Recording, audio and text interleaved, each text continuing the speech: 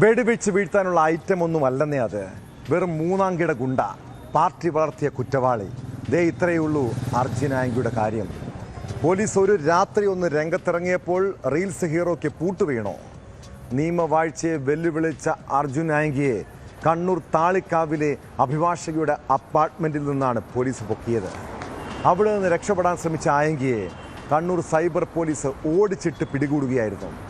കോടതി റിമാൻഡ് ചെയ്ത പ്രതിയെ കസ്റ്റഡിയിൽ ആവശ്യപ്പെട്ട് എറണാകുളം ഊന്നുകൽ പോലീസ് തിങ്കളാഴ്ച അപേക്ഷ നൽകും.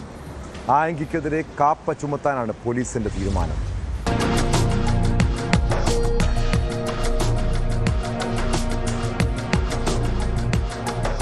പോലീസിനെ വെല്ലുവിളിച്ച് ഒളിവിൽ കഴിഞ്ഞിരുന്ന ക്രിമിനൽ കേസിലെ പ്രതി അർജുൻ ആയങ്കി ഒടുവിൽ അഴിക്കുള്ളിലായി.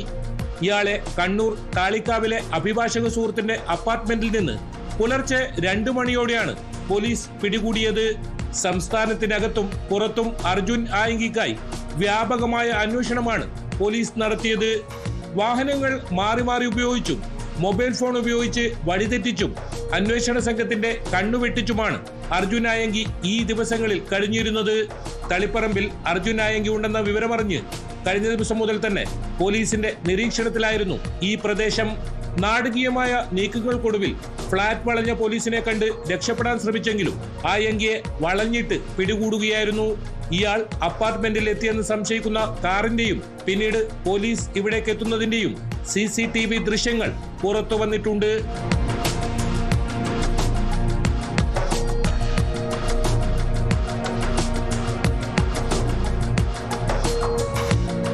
ഒളിവിൽ കഴിയാൻ സഹായിച്ച കൂടുതൽ ആളുകളെ കുറിച്ച് പരിശോധന നടത്തുന്നുണ്ടെന്ന് Kannur range DIG K Karthik വ്യക്തമാക്കി.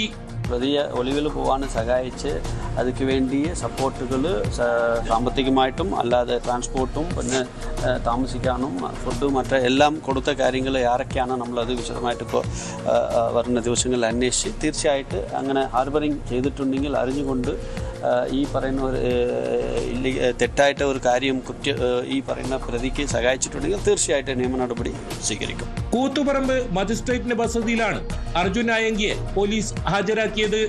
തുടർന്ന് 14 ദിവസത്തേക്ക് കോടതി റിമാൻഡ് ചെയ്യുകയായിരുന്നു. അർജുൻ ആയങ്കി നിരവധി ക്രിമിനൽ കേസുകളിൽ പെട്ടയാളാണെന്നും ജാമ്യം ലഭിച്ചാൽ നിയമവ്യവസ്ഥയെ നിസ്സാരവൽക്കരിച്ച് കുറ്റകൃത്യം ആവർത്തിക്കുമെന്നുമാണ് റിമാൻഡ് റിപ്പോർട്ടിൽ പറയുന്നത്. തെളിവ് നശിപ്പിക്കാനും സാക്ഷികളെ സ്വാധീനിക്കാനും ശ്രമം നടത്തും. ആയങ്കിക്ക് ജാമ്യം ലഭിച്ചാൽ ഇത്തരം കുറ്റകൃത്യങ്ങളിൽ ഏർപ്പെടുന്നവർക്ക് പ്രചോദനമാകും. ആഭ്യന്തരമന്ത്രിക്കെതിരെ പോസ്റ്റിട്ട മൊബൈൽ ഫോൺ കണ്ടെത്തേണ്ടതിനാൽ പ്രതിയെ കസ്റ്റഡിയിൽ വാങ്ങി അന്വേഷണം നടത്തേണ്ടതാണെന്നും റിമാൻഡ് റിപ്പോർട്ടിലുണ്ട്. അർജുൻ ആയങ്കിയുടെ അഭിഭാഷകർ കോടതിയിൽ ജാമ്യ ഹർജി നൽകിയിട്ടില്ല.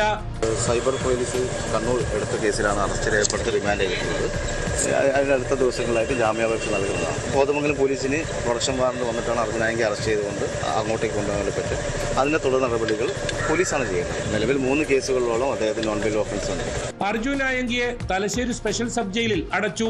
കൊടും ക്രിമിനലായ അർജുൻ ആയങ്കിയെ ഒടുവിൽ പിടികൂടാനായത് ആഭ്യന്തരമന്ത്രിക്കും വകുപ്പിനും ആശ്വാസമായി. മന്ത്രിയെ വെല്ലുവിളിച്ച ആയങ്കിയുടെ ഒളിച്ചുകളി പോലീസിനാകെ നാണക്കേടായിരുന്നു. സംസ്ഥാന വ്യാപകമായി 23 കേസുകളിൽ പ്രതിയാണ് അർജുൻ ആയങ്കി.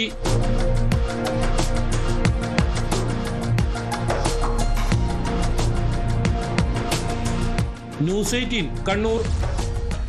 3 ദിവസത്തോളം പോലീസിനെ വട്ടം കറക്കിയ ശേഷമാണ് അർജുൻ ആയങ്കിയെ പിടികൂടാൻ കഴിഞ്ഞത്. ആയങ്കിയുടെ അറസ്റ്റിനൊപ്പം ഗുണ്ടകളെ അമർച്ച ചെയ്യാനുള്ള ഓപ്പറേഷൻ ഗ്രിപ്പ് ശക്തമാക്കാനാണ് പോലീസിന്റെ തീരുമാനം.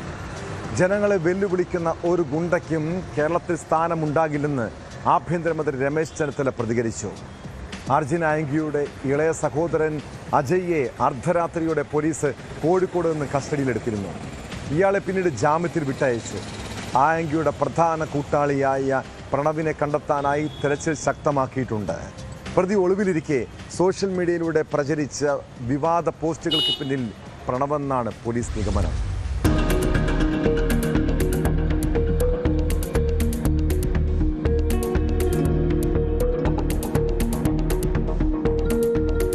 അർജുൻ ആയങ്കി പിടിയിലായെങ്കിലും അവിടം കൊണ്ട് അവസാനിപ്പിക്കേണ്ട എന്നാണ് ആഭ്യന്തര വകുപ്പിന്റെ തീരുമാനം. ഇയാൾക്ക് സഹായം ചെയ്തവരെയും അറസ്റ്റ് ചെയ്യും. ഇവരെ കണ്ടെത്താനായി വ്യാപക തെരച്ചിലാണ് നടക്കുന്നത്.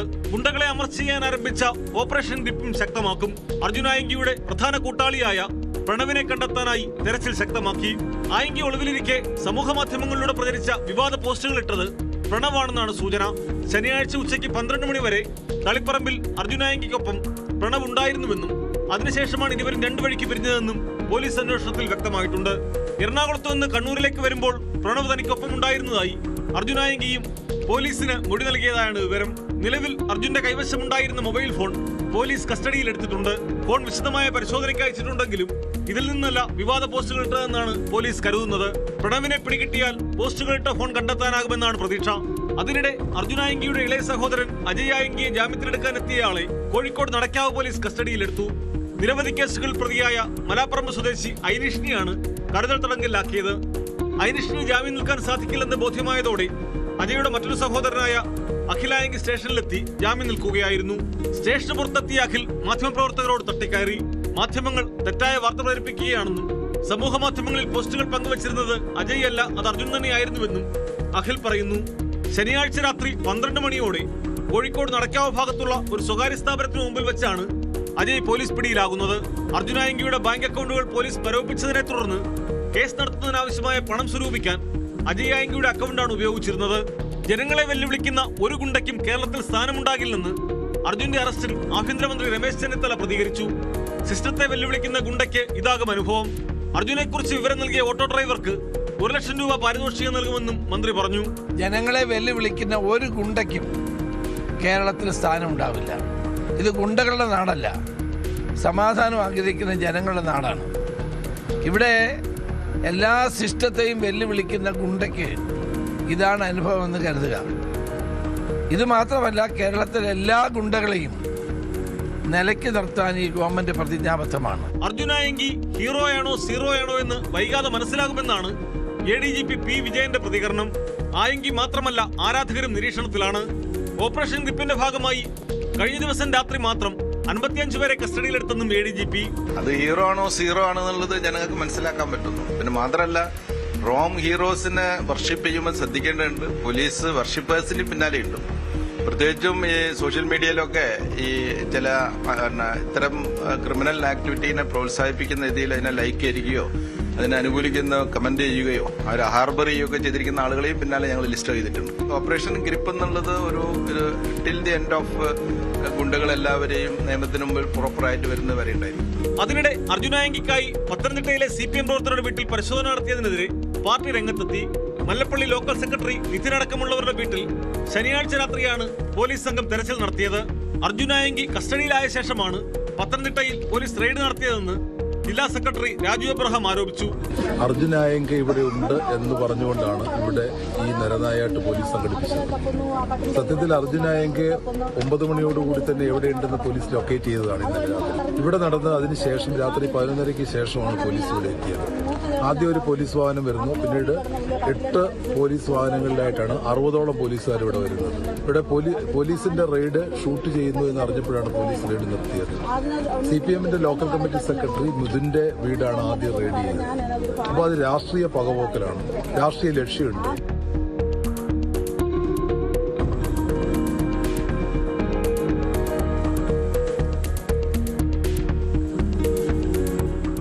വിവിധ ബ്യൂറോകൾക്കൊപ്പം ന്യൂസ് ഡെസ്ക്, ന്യൂസ് 18.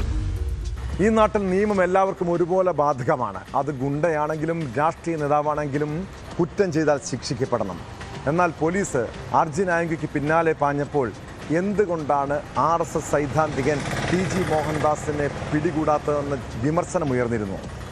ജന്തർ മന്ദറിലെ വിദ്യാർത്ഥി പ്രതിഷേധവുമായി ബന്ധപ്പെട്ട് വിവാദ പരാമർശം നടത്തിയ TG മോഹൻദാസിനും ഒടുവിൽ പിടിവീണു. കൊച്ചി മട്ടാഞ്ചേരിയിലെ വീട്ടിൽ റെയ്ഡ് നടത്തിയ ശേഷമായിരുന്നു പോലീസ് നടപടി. വൈദ്യപരിശോധനയ്ക്ക് ശേഷം തിരുവനന്തപുരത്തേക്ക് കൊണ്ടുപോകുന്ന മോഹൻദാസിനെ അറസ്റ്റ് രേഖപ്പെടുത്തി തിങ്കളാഴ്ച കോടതിയിൽ ഹാജരാക്കുമെന്നാണ് വിവരം.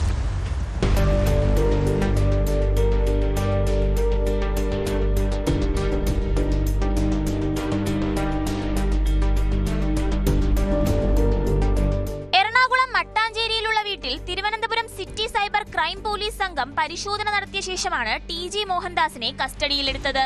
ജന്തർ മന്ദറിൽ പ്രതിഷേധിച്ച വിദ്യാർത്ഥികൾക്കെതിരെ TG മോഹൻദാസ് നടത്തിയ വിവാദ പരാമർശവുമായി ബന്ധപ്പെട്ട കേസിലാണ് പോലീസ് നടപടി.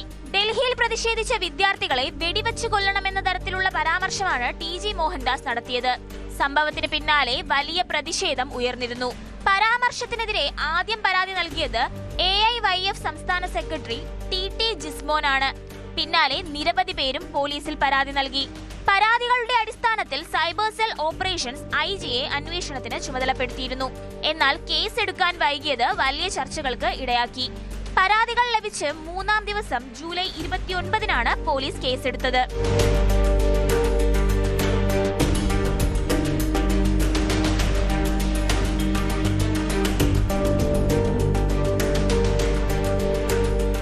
ലഹളയ്ക്ക് ആഹ്വാനം ചെയ്യണമെന്ന ഉദ്ദേശത്തോടെ യൂട്യൂബ് ചാനൽ വഴി വീഡിയോ പ്രചരിപ്പിച്ചെന്നാണ് FIRലെ ആരോപണം. ജന്തർ മന്ദറിൽ പ്രതിഷേധിച്ച വിദ്യാർത്ഥികൾക്കെതിരെ TG മോഹൻദാസ് നടത്തിയ പരാമർശങ്ങൾ അശ്ലീലവും അധിക്ഷേപകരവുമാണെന്നും പരാതിയിൽ ആരോപണമുണ്ട്. കേസിൽ ഡിജിറ്റൽ തെളിവുകൾ ഉൾപ്പെടെ ശേഖരിക്കുന്നതിന്റെ ഭാഗമായാണ് മട്ടാഞ്ചേരിയിലെ വീട്ടിൽ പോലീസ് പരിശോധന നടത്തിയതെന്നാണ് വിവരം.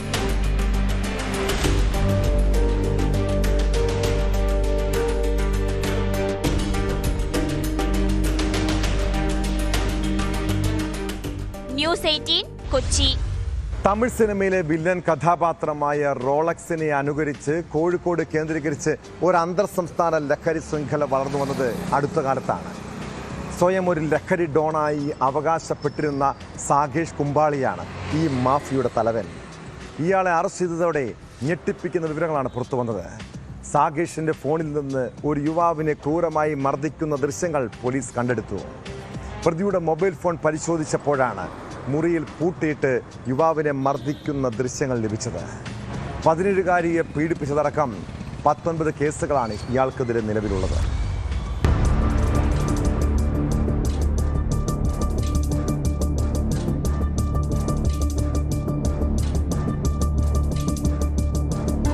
സമൂഹമാധ്യമങ്ങളിൽ സ്വയം ഒരു ലഹരി ഡോണായി അവകാശപ്പെട്ടിരുന്ന സാകേഷ് കുമ്പാളിയുടെ അധോലോക പ്രവർത്തനങ്ങളുടെ കൂടുതൽ ഞെട്ടിക്കുന്ന വിവരങ്ങളാണ് പുറത്തുവരുന്നത്. പ്രതിയുടെ മൊബൈൽ ഫോൺ പരിശോധിച്ച എലത്തൂർ പോലീസിന് ഒരു മുറിയിൽ പൂട്ടിയിട്ട് യുവാവിനെ ക്രൂരമായി മർദ്ദിക്കുന്നതിന്റെ ദൃശ്യങ്ങൾ ലഭിച്ചു. സാകേഷ് കുമ്പാളി ഫോണിലൂടെ നൽകുന്ന നിർദ്ദേശങ്ങൾക്കനുസരിച്ച് കൂട്ടാളിയാണ് യുവാവിനെ ക്രൂരമായി ഉപദ്രവിക്കുന്നത്. മർദ്ദനമേറ്റത് ആർക്കാണെന്നതും സ്ഥലം എവിടെയാണെന്നതിനെക്കുറിച്ചും പോലീസ് അന്വേഷണം ഊർജിതമാക്കിയിട്ടുണ്ട്.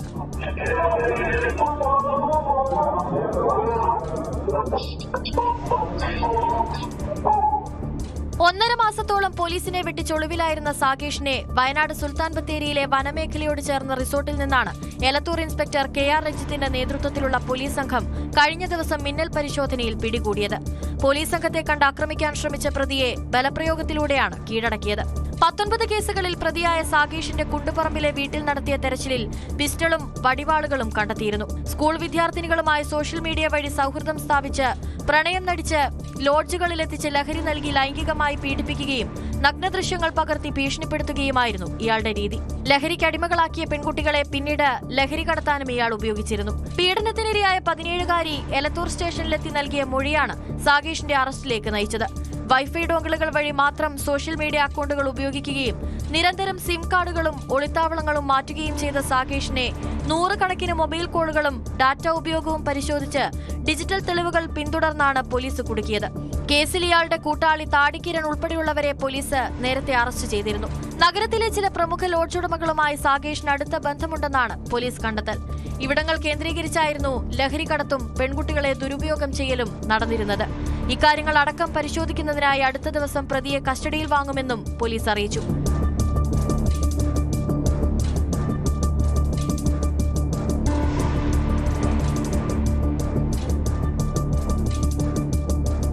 ന്യൂസ് 18 കോഴിക്കോട്.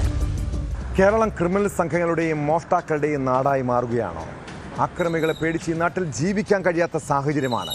വടിവാളും ആയുധങ്ങളും ഉപയോഗിച്ച് സാധാരണക്കാരെ കൊള്ളയടിക്കുന്ന സംഭവങ്ങൾ വരെയും വർദ്ധിക്കുന്നു. കോട്ടയം ഏറ്റുമാനൂരിൽ വാൾ വീശി ഇതര സംസ്ഥാന തൊഴിലാളികളുടെ ക്യാമ്പിൽ കവർച്ച നടന്നത് അർദ്ധരാത്രിയിലാണ്. പുറത്തുനിന്നെത്തിയ 8-അംഗ സംഘമാണ് അക്രമവും കവർച്ചയും നടത്തിയത്. തൊഴിലാളികളുടെ മൊബൈൽ ഫോണും 1 ലക്ഷം രൂപയും മോഷ്ടാക്കൾ കവർന്നെടുത്തു. പ്രതികൾക്ക് വേണ്ടി CCTVകൾ കേന്ദ്രീകരിച്ചാണ് അന്വേഷണം നടക്കുന്നത്.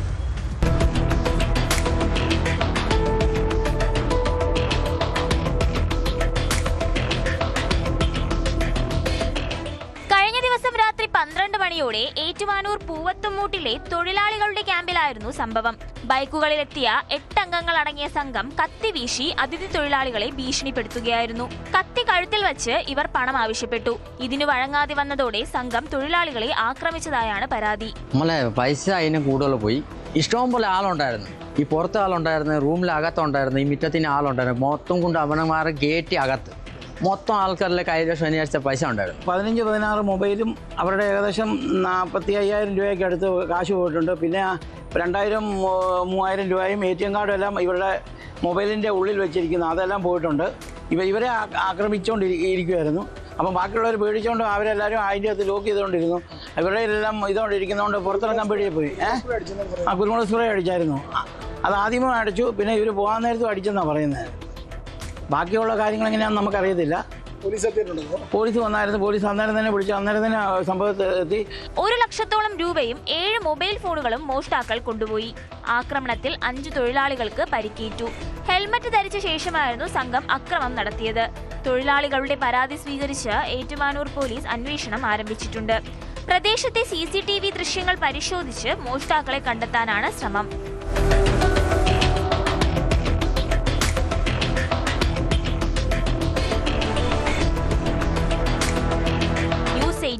കോട്ടയം. ഗുണ്ടകളെയും ക്രിമിനൽ സംഘങ്ങളെയും അമർച്ച ചെയ്യാൻ പോലീസ് ഇറങ്ങിയാൽ ഈ നാട്ടിൽ സമാധാന അന്തരീക്ഷം ഉണ്ടാകുമോ? നമ്മുടെ നിയമ സംവിധാനങ്ങൾ ഊർജിതമായി പ്രവർത്തിച്ചാൽ ഏതൊരു കുറ്റവാളിക്കും കൂട്ടിടാൻ കഴിയുന്നേ.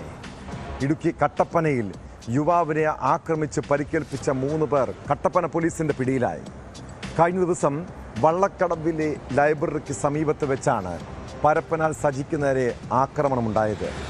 മുൻ വൈരാഗ്യത്തെ തുടർന്നായിരുന്നു സംഘം ചേർന്നുള്ള മർദ്ദനം.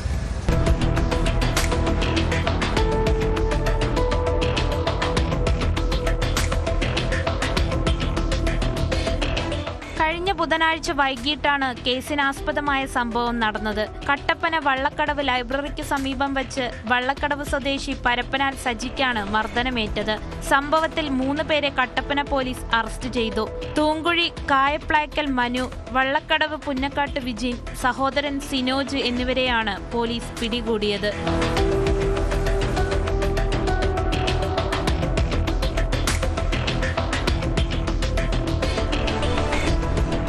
സജിയോട് മുൻവൈരാഗ്യമുണ്ടായിരുന്ന പ്രതികൾ വള്ളക്കടവ് ലൈബ്രറിക്ക് സമീപം കാത്തുനിന്ന് മർദ്ദിക്കുകയായിരുന്നു. കല്ലിനിടിക്കുകയും ചുമട്ട് തൊഴിലാളികൾ ചാക്കുകൾ തൂക്കിയെടുക്കുന്ന കൊളുത്ത് ഉപയോഗിച്ച് ആക്രമിക്കുകയും ചെയ്തതായി സജിയുടെ പരാതിയിൽ പറയുന്നു. പരിക്കേറ്റ സജി താലൂക്ക് ആശുപത്രിയിൽ ചികിത്സയിലാണ്. കോടതിയിൽ ഹാജരാക്കിയ പ്രതികളെ റിമാൻഡ് ചെയ്തു.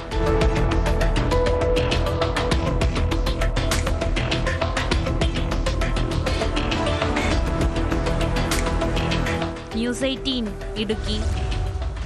തട്ടിപ്പും മോഷണവും നടത്താൻ വലിയ വിരുദ്ധുള്ള ചില ആളുകളെ കാണാറില്ലേ? സാധാരണ ജനങ്ങളുടെ ശ്രദ്ധ തിരിച്ച് പണം തട്ടാൻ മിടുക്കുള്ളവർ. പാലക്കാട് കുലുക്കല്ലൂരിലെ വ്യാപാര സ്ഥാപനത്തിൽ മോഷണം നടത്തിയ 3 അംഗ സംഘത്തെക്കുറിച്ചാണ് പറഞ്ഞു വരുന്നത്. പട്ടാപ്പകലാണ് വ്യാപാരി പുറത്തുപോയ തക്കം നോക്കി സ്ഥാപനത്തിൽ നിന്ന് പണവും സാധന സാമഗ്രികളും കവർന്നത്. കേസിൽ ഒരാൾ കൂടി പോലീസിന്റെ പിടിയിലായി. ചമ്മലശ്ശേരി സ്വദേശി 36-കാരൻ ഷഫീഖിനെയാണ് കൊപ്പം പോലീസ് അറസ്റ്റ് ചെയ്തത്. ഇതോടെ കേസിൽ പിടിയിലായവരുടെ എണ്ണം 3 ആയി.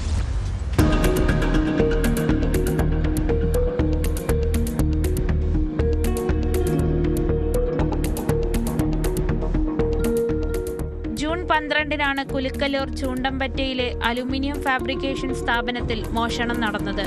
17,000-ഓളം രൂപ വില വരുന്ന സാധന സാമഗ്രികളാണ് മോഷണം പോയത്. ഉടമ രജീഷ് ഷട്ടർ താഴ്ത്തി പുറത്തുപോയ സമയത്തായിരുന്നു മോഷണം. കവർച്ച നടത്തിയ 3 അംഗ സംഘം ബൈക്കിൽ കടന്നുകളയുന്ന ദൃശ്യങ്ങൾ പോലീസിന് ലഭിച്ചിരുന്നു.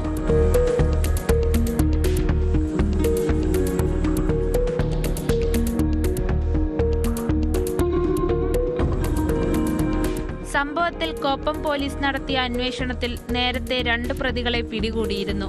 തുടർന്ന് നടന്ന അന്വേഷണത്തിലാണ് 3-മനും പിടിയിലായത്. ചെമ്മലശ്ശേരി സ്വദേശി 36-കാരൻ ഷഫീഖിനെയാണ് അറസ്റ്റ് ചെയ്തത്.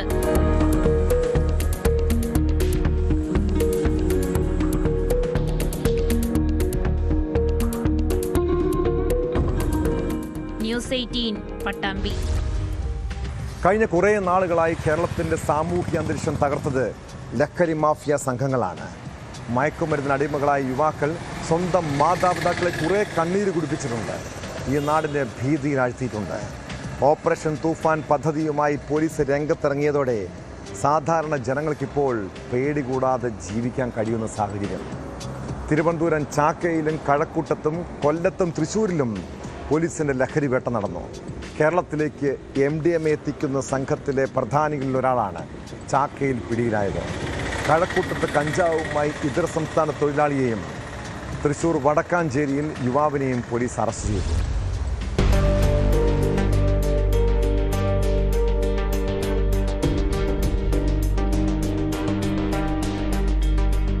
ഇതര സംസ്ഥാനങ്ങളിൽ നിന്ന് കേരളത്തിലേക്ക് MDMA ഉൾപ്പെടെയുള്ള ലഹരി വസ്തുക്കൾ എത്തിക്കുന്ന സംഘത്തിലെ പ്രധാന കണ്ണിയാണ് ചാക്കയിൽ പിടിയിലായ നന്ദു.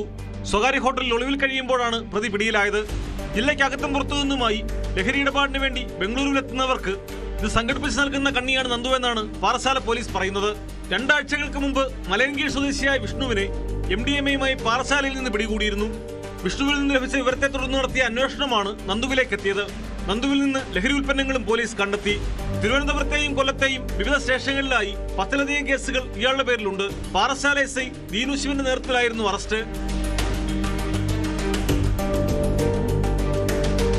കഴക്കൂട്ടത്ത് കഞ്ചാവുമായി ഇതര സംസ്ഥാന തൊഴിലാളി പിടിയിലായി.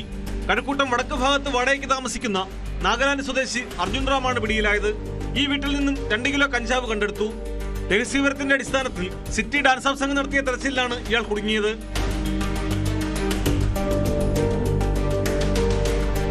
തൃശൂർ വടക്കാഞ്ചേരിയിൽ 180 ഗ്രാം MDMAയുമായി കുന്നംകുളം സ്വദേശി ശരത് പിടിയിലായി.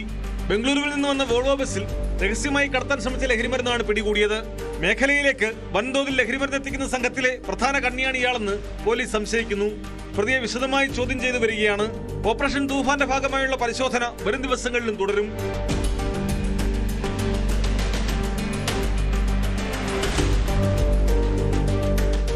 ന്യൂസ് 18 തിരുവനന്തപുരം, തൃശൂർ. ഒരിടവേളയ്ക്ക് ശേഷം സംസ്ഥാനത്ത് ആനക്കൊമ്പ് കടത്ത് സംഘങ്ങൾ സജീവമാവുകയാണ്. ലക്ഷങ്ങളും കോടികളും വില പറഞ്ഞാണ് ആവശ്യക്കാരെ സമീപിക്കുന്നത്. കോഴിക്കോട് കേന്ദ്രീകരിച്ച് വൻതോതിൽ ആനക്കൊമ്പ് വിൽപ്പന നടത്തുന്നുണ്ടെന്ന് ഇന്റലിജൻസിന് ഒരു രഹസ്യ വിവരം. ഇതോടെ വനംവകുപ്പിന്റെ മിന്നൽ പരിശോധന. കേസിൽ 5 അംഗ സംഘത്തിന് പിടിവീണിട്ടുണ്ട്. കിലോഗ്രാമിന് 20 ലക്ഷം രൂപ വിലയിട്ടായിരുന്നു വിൽപ്പന. പിടിച്ചെടുത്ത ആനക്കൊമ്പിന് അന്താരാഷ്ട്ര വിപണിയിൽ കോടികൾ വിലമതിക്കും.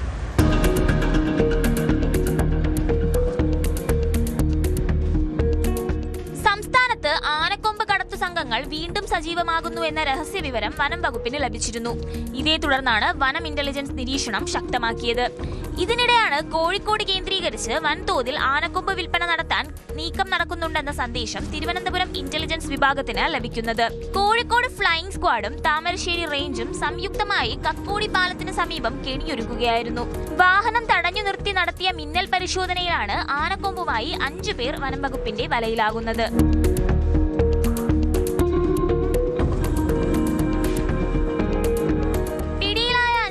ആനക്കൊമ്പ് കടത്ത് ശൃംഖലയിലെ പ്രധാന കണ്ണികളാണെന്നാണ് വനം വകുപ്പിന്റെ പ്രാഥമിക നിഗമനം. കേസിൽ ഉൾപ്പെട്ട മറ്റുള്ളവർക്കായുള്ള അന്വേഷണവും വേഗത്തിലാക്കിയിട്ടുണ്ട്. പിടിച്ചെടുത്ത ആനക്കൊമ്പ് എവിടെ നിന്നാണ് എത്തിച്ചത്, സംഘത്തിന് പിന്നിൽ വൻകിട അന്തർസംസ്ഥാന വേട്ടക്കാരുണ്ടോ തുടങ്ങിയ കാര്യങ്ങളിൽ വിശദമായ അന്വേഷണം നടത്തുമെന്ന് വനം വകുപ്പ് ഉദ്യോഗസ്ഥർ അറിയിച്ചു.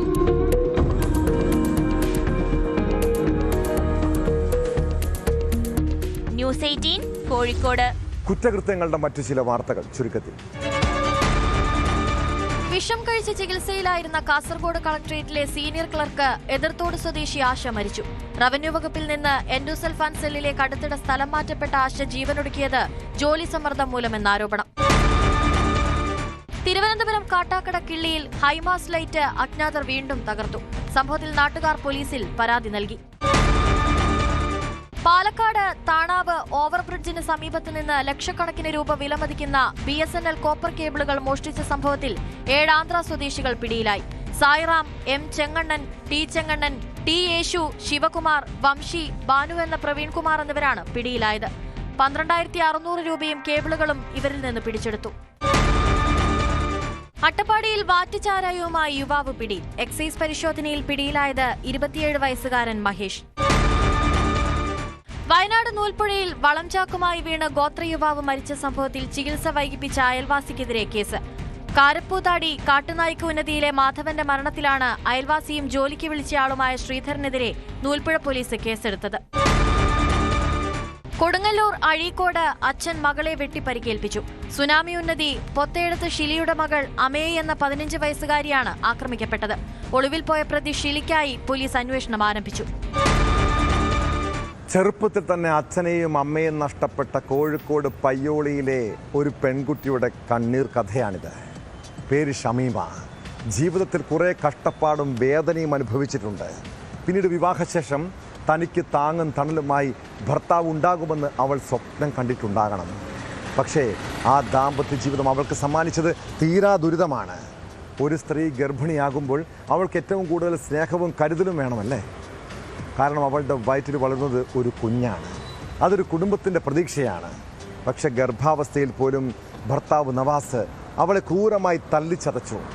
1.5 മാസം മുൻപാണ് അതീവ ഗുരുതരാവസ്ഥയിൽ ഷമീമയെ കോഴിക്കോട് മെഡിക്കൽ കോളേജിൽ പ്രവേശിപ്പിച്ചത്. ഒടുവിൽ വെന്റിലേറ്ററിൽ ചികിത്സയിലിരിക്കെ മരണം സംഭവിക്കുന്നു. ഭർത്താവ് നവാസിനെതിരെ കൊലക്കുറ്റം ചുമത്തി കേസെടുക്കണമെന്നാണ് കുടുംബത്തിൻ്റെ ആവശ്യം. എന്താണ് ഷമീമയുടെ ദാമ്പത്യ ജീവിതത്തിൽ സംഭവിച്ചത്? ഭർത്താവ് മാത്രമാണോ അവളുടെ മരണത്തിന് ഉത്തരവാദി? ഷമീമയെപ്പോലെ ഭർത്തൃവീടുകളിൽ ദുരിതമനുഭവിക്കുന്ന നിരവധി യുവതികളുണ്ടെന്നേ. ഇനി ഒരാളുടെയും ജീവിതത്തിൽ ഇത്തരം ദുരവസ്ഥ ഉണ്ടാകരുത്. നവാസിനെ പോലെയുള്ള ക്രിമിനലുകളെ നിയമത്തിന് മുന്നിൽ കൊണ്ടുവരാൻ പോലീസിന് കഴിയണം.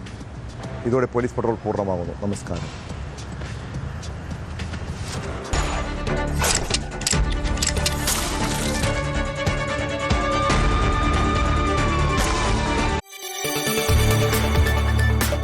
കൂടുതൽ വാർത്തകൾക്ക് News 18 Keralam YouTube channel subscribe ചെയ്യുക.